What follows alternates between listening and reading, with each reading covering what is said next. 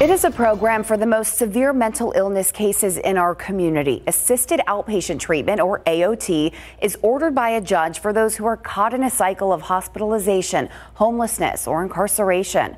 San Antonio has a strong AOT program, which is why it was chosen to host the latest national conference on the topic. A local AOT graduate turned advocate told me the program saved his life, and he wants other families to know about it.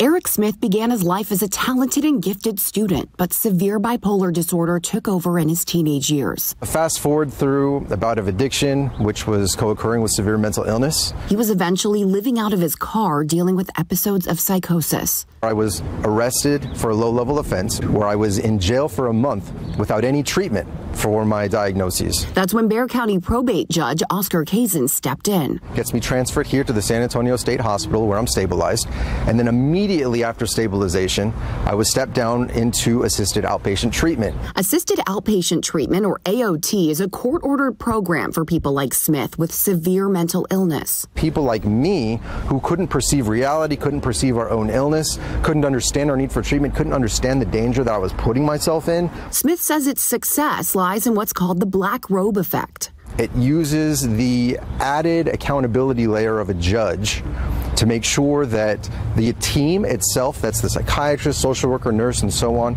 that they're held accountable to each other. It's a civil order that lasts on average 6 to 12 months, and there are no punishments if you don't complete the program.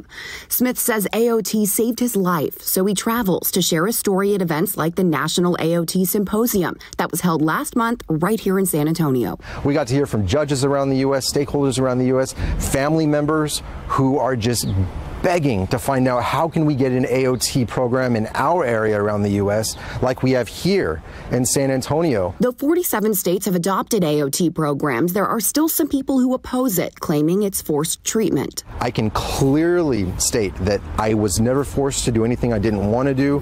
My feedback was valued when I said I don't like the side effects of these meds. It was changed. Smith will continue sharing his story to educate the public and help people just like him.